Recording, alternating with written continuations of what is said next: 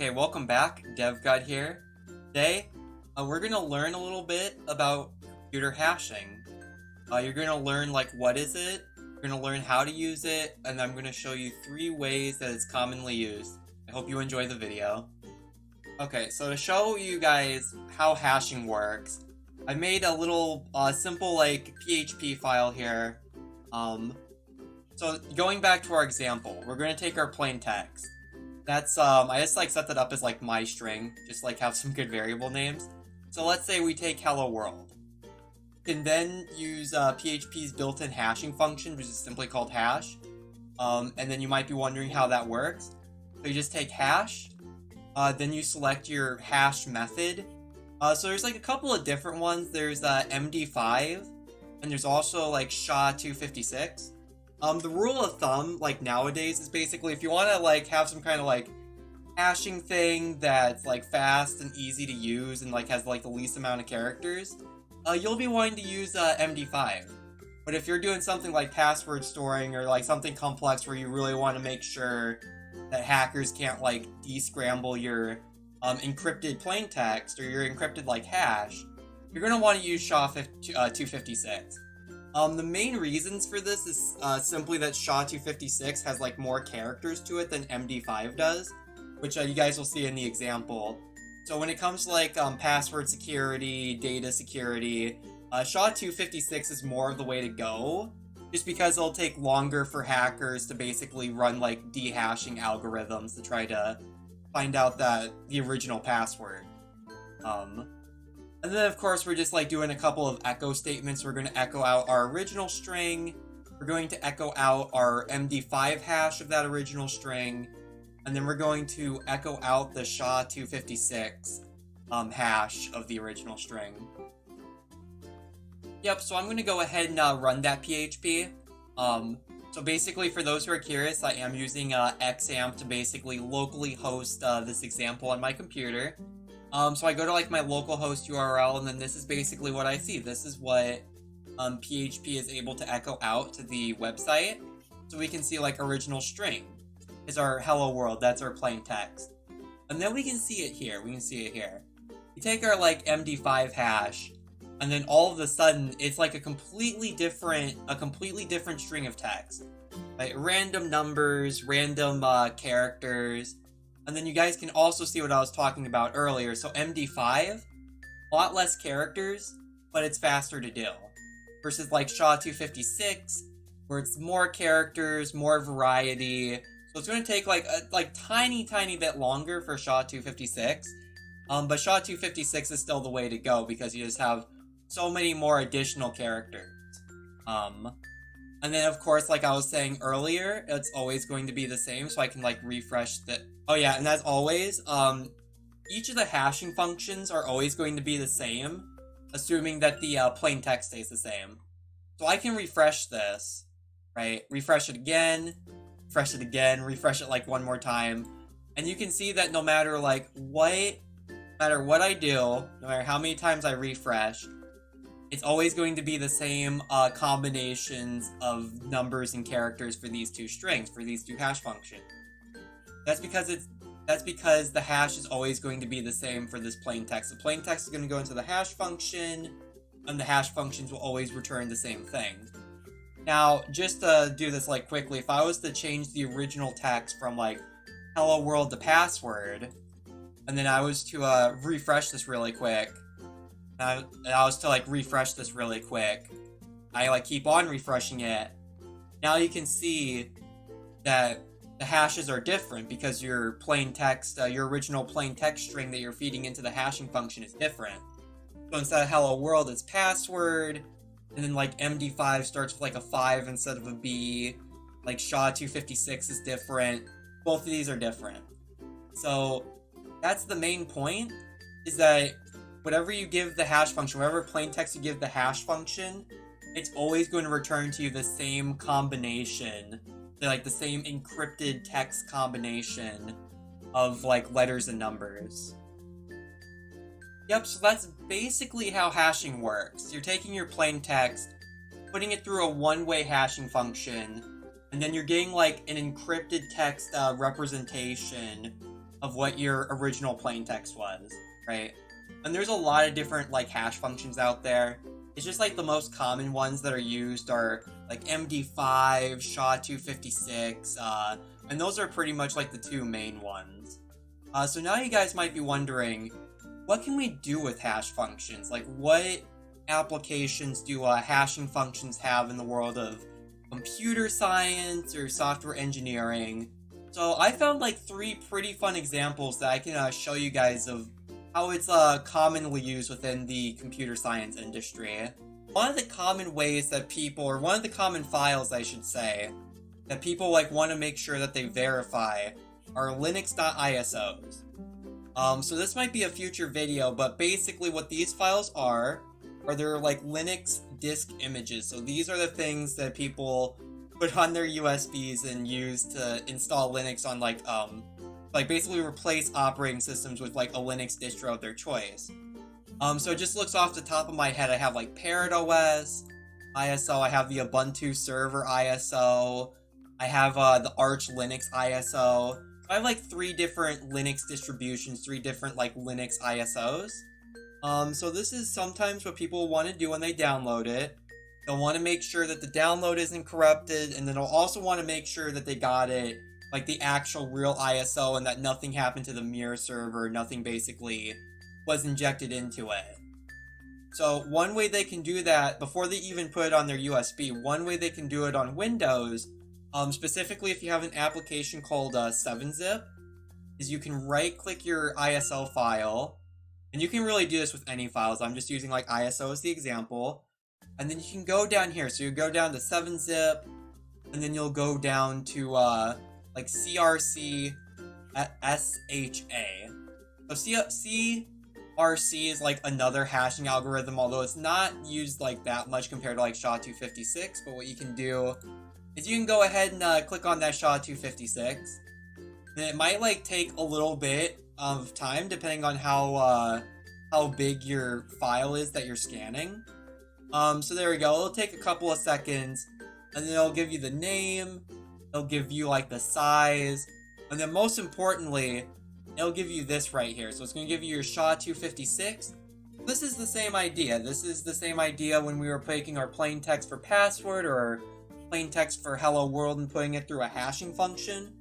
This is the same idea, except the only difference is that we're putting like the file contents, like the file contents themselves, into the hashing function to get our SHA-256.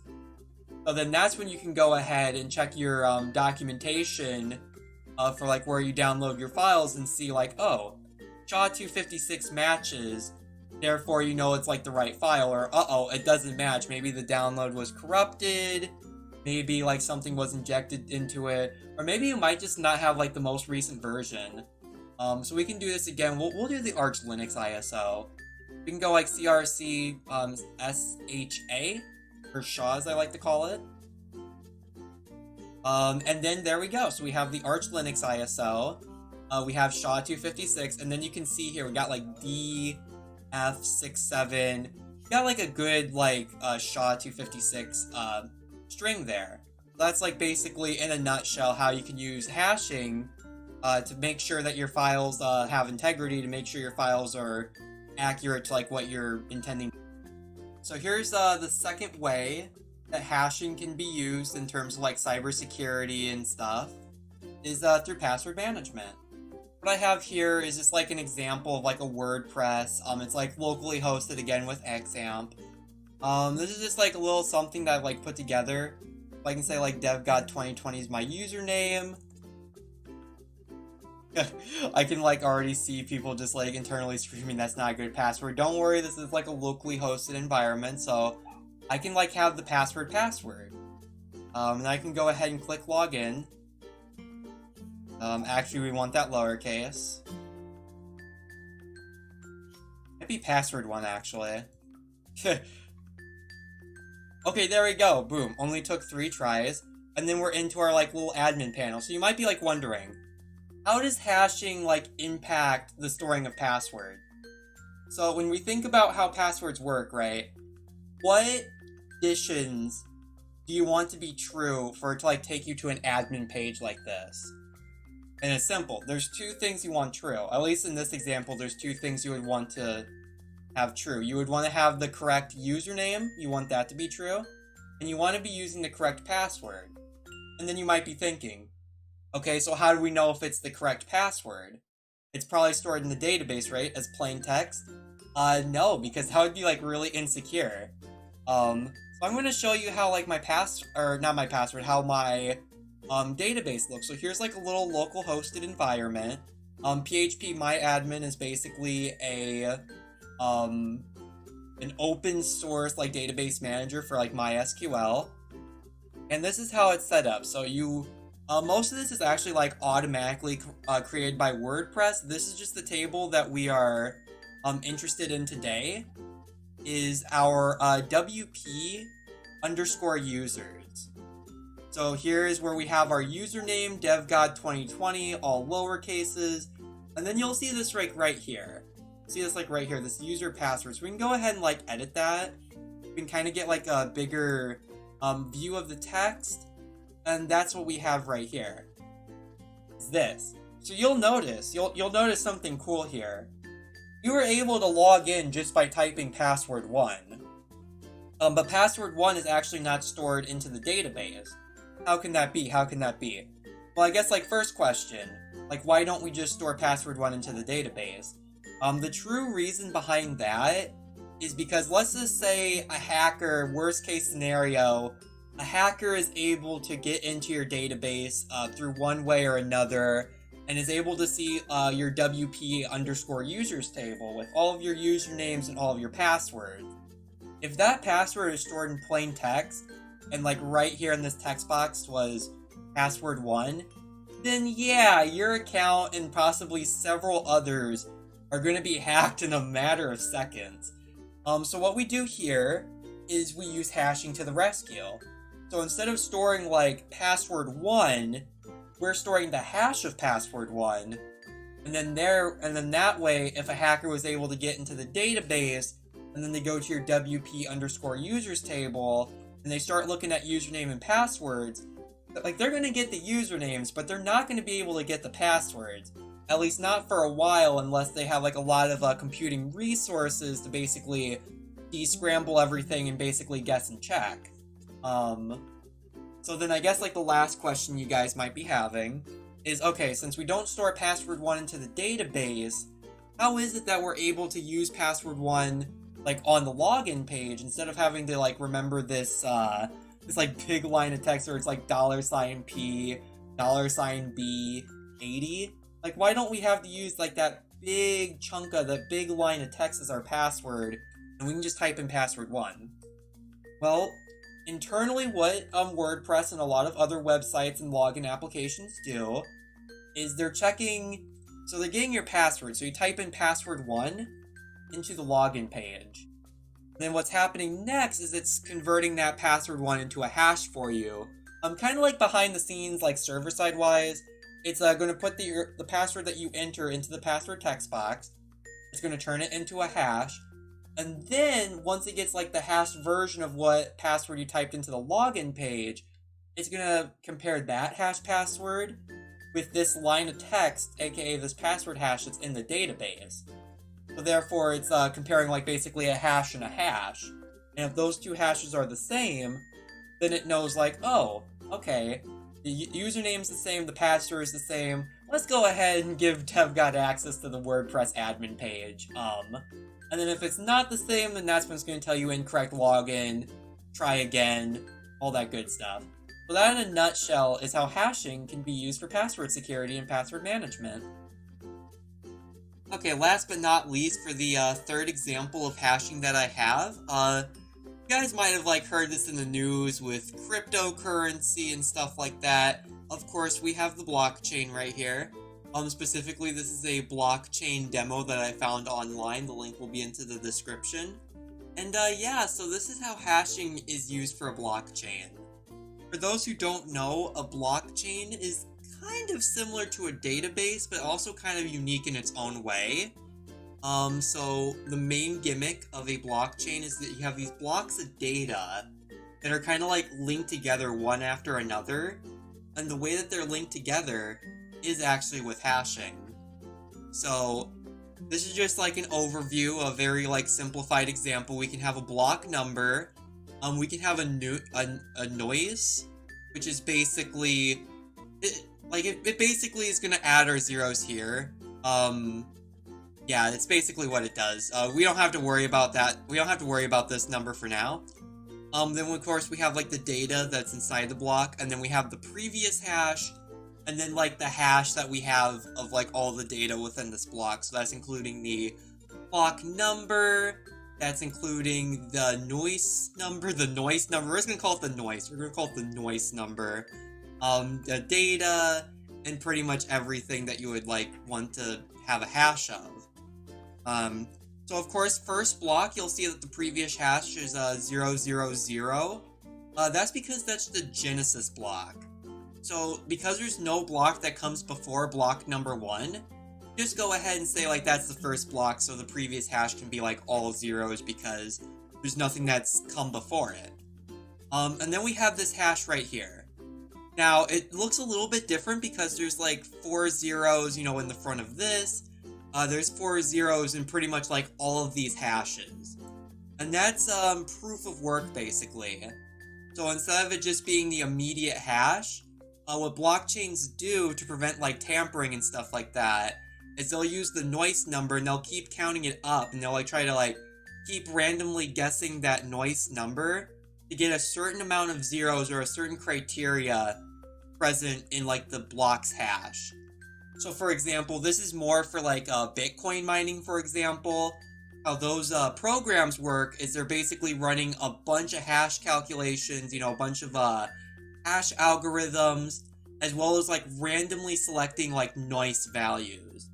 And as soon as like those noise values included with the block data leads to a hash of the block that has like the 4 zeros in this example, then it knows that it's okay, and then therefore like the block is valid.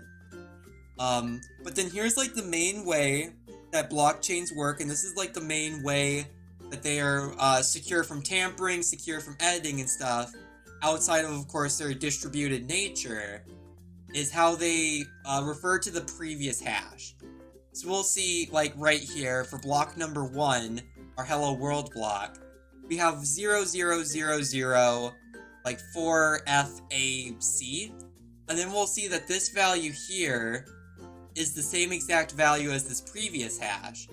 So in this example, in this like simulation, the block just becomes green to show that like, yeah, that the previous hash of block number 1 is the same hash as like my previous hash that I have like stored in the block. So that like connects them together.